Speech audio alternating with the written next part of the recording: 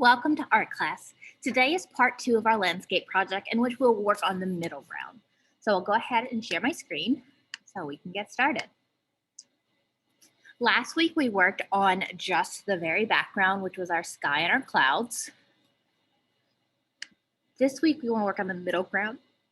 So let me just draw real quick to show you kind of what we did. So we have, sorry, that looks awkwardly shaped. We have the background, the middle ground, and the foreground.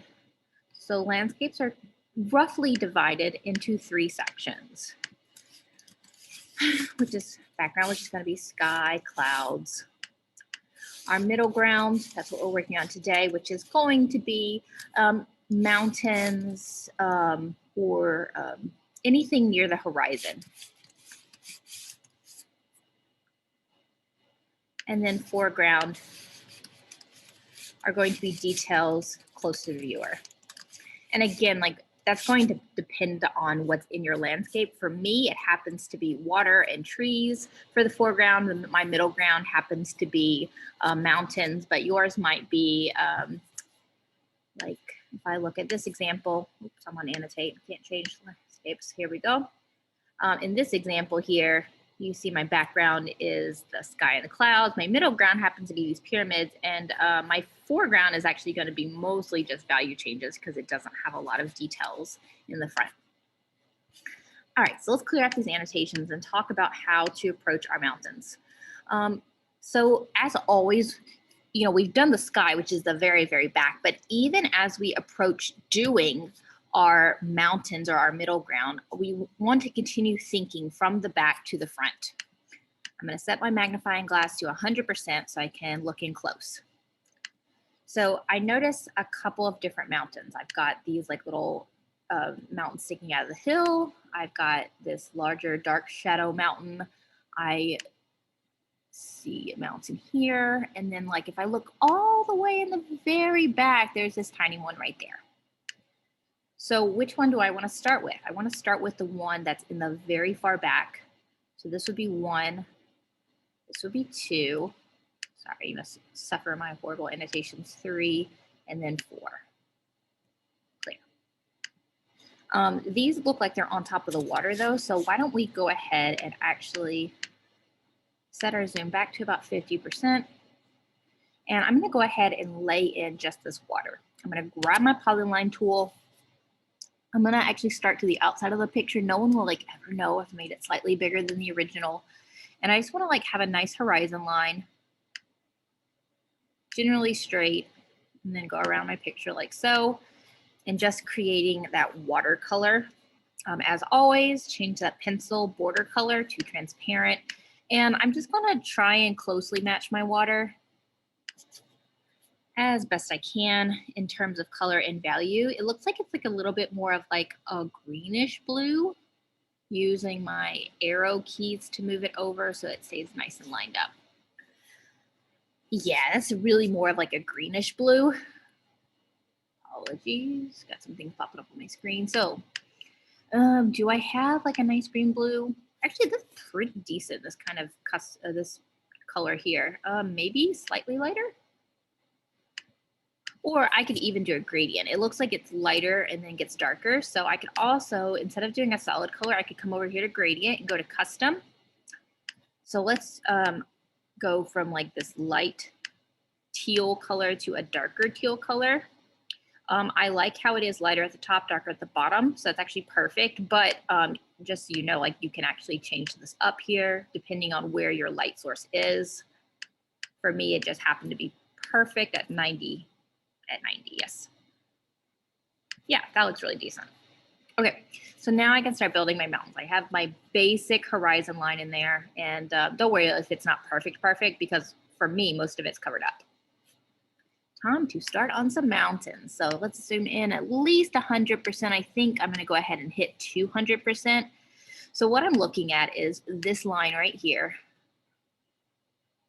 So this is going to be my lightest shape, and I'm already planning, instead of trying to line it up perfectly right here, since I know I'm going to be putting the next layer on top of it, I'm just going to go ahead and make that shape bigger. All right, let's clear that off. And whenever you open up your work, it's a new day. It's going to be on the line tool. So make sure you press that little arrow, select line. We want our Pac-Man polyline tool. And time to trace. I know it's a blue line on a blue line. Hard to see, I'm sure, for this demo. So make sure you're looking at this full screen. So now I'm just going to come down and go around. So instead of trying to line it up perfectly on the bottom, since I know it's going to be covered up, I just made it bigger. I'm going to go with transparent, and I'm just going to, for now, I'm just going to choose like a light color, and I will adjust the colors later. I'm going to move that off to the side so I can see the next layer. I'm not worried about putting it exactly where it's supposed to go right now. I'm just moving it out of my way because now I need to do this one. You can see this one comes in, it comes down, and then we're going to have the same thing where I'm just going to focus on getting this basic shape in. And I'm annotating this in red because I know it's really hard to see my polyline tool because it's a blue line on top of my blue mountains. Maybe I should have picked a different color, but it is what it is. But just so you know, that is the shape that I'm aiming for. So polyline tool.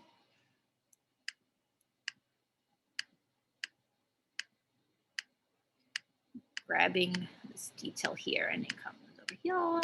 And then again, like, I know this part does not have to be perfect because I'm going to cover it up with other stuff. So the next, since I noticed that this was light, so I'm going to make like my farthest one away was lighter. You'll notice the next one is a little bit darker. Maybe go like 2 shades darker. Let's start with that. I'll move that over.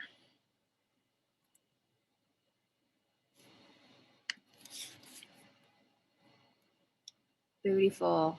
Since these essentially, since these like go together, I'm going to go ahead and just group those for now so I can move them together now. Okay.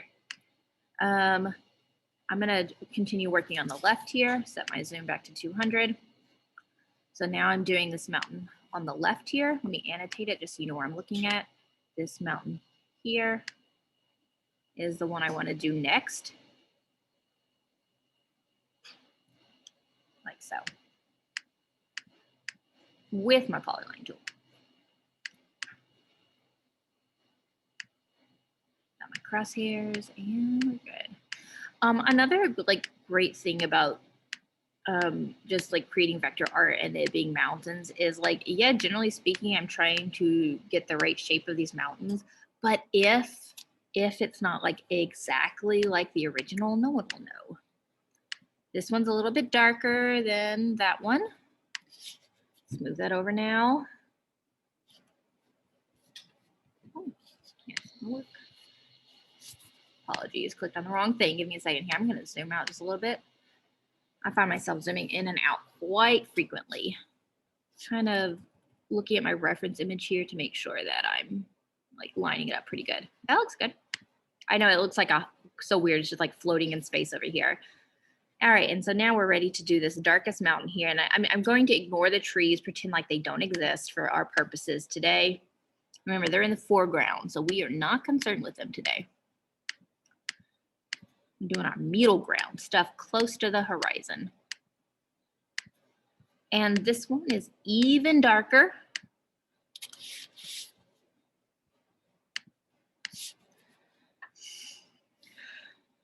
Huzzah.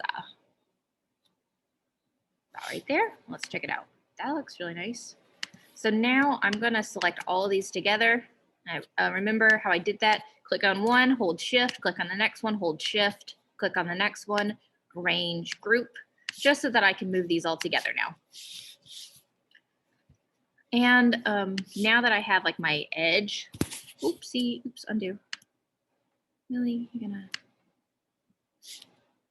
it is still possible to click on these separately. Here we go. Now I can move it over to my work here, and now you're gonna really see it come alive. Yeah, that's really starting to look like some nice mountains. This one over here, in my mind, is about the same darkness. So I'm looking at this one right here. This one is about the same darkness as this one. So when I do this one, I'm just going to make it match that color. And when I do these, I'm gonna make it match that one. I don't know if they match exactly, but it will still work. Alrighty. I'm on polyline. I'm going to zoom into at least 100%. All right, and now let's do this little mountain over here.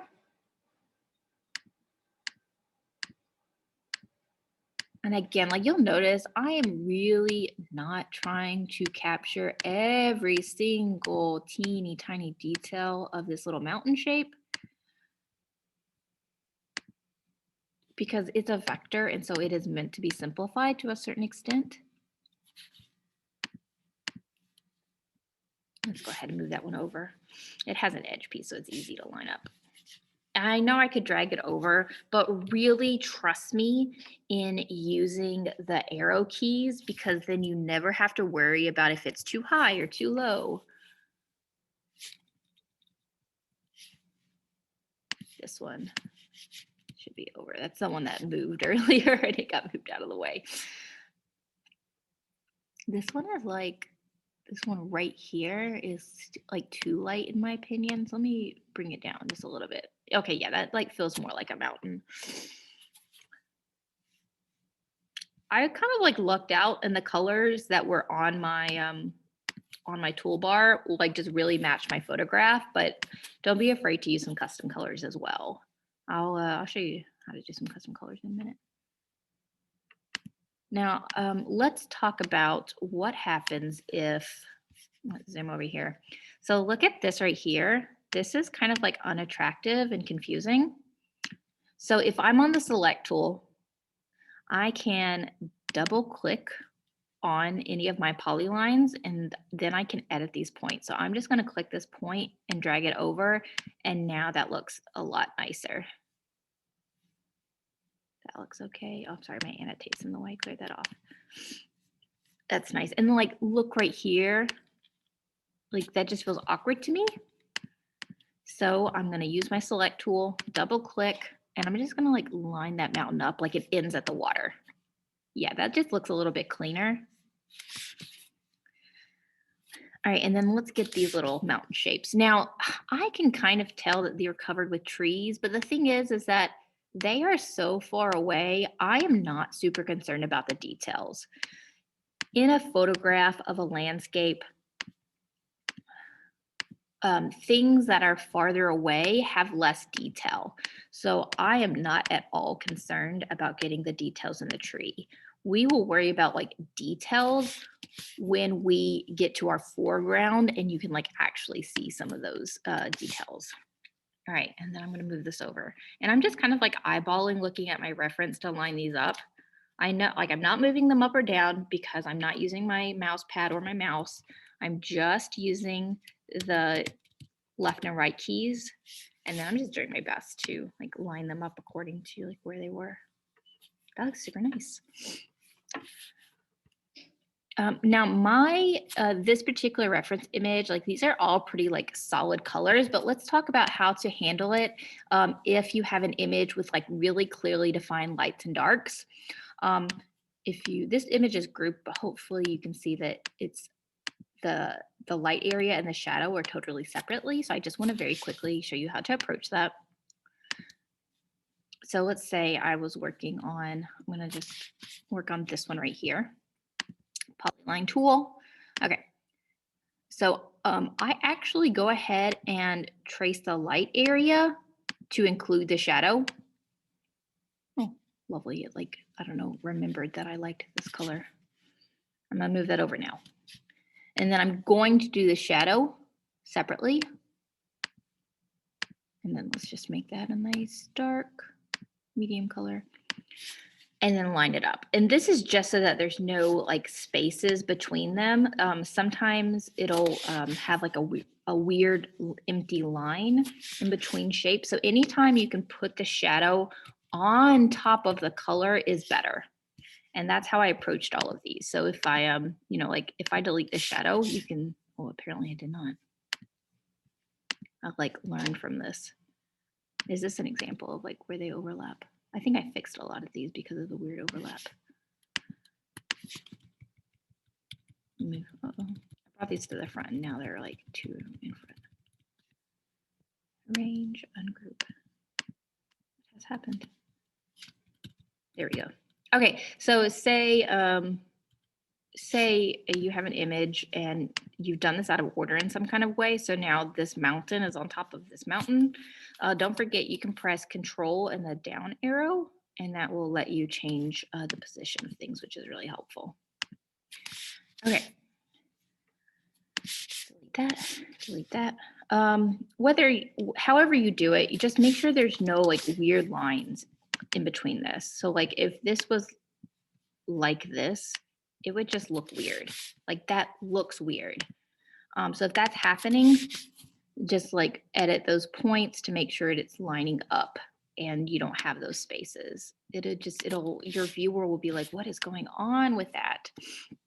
All right, so for vector landscape part 2, your middle ground or the area closest to the horizon line should be complete. So this area through here. We are not doing any details in the front. And add shadows as they make sense for your work, or highlights, different areas of color. Let's annotate that as well. Let's go to text and let's go to part 2. For your grade, we are looking for middle ground, which is shapes in the middle or close to the horizon. Cool. And that's everything that we need to know how to do today. So I will stop sharing my screen. And thank you for coming to art class.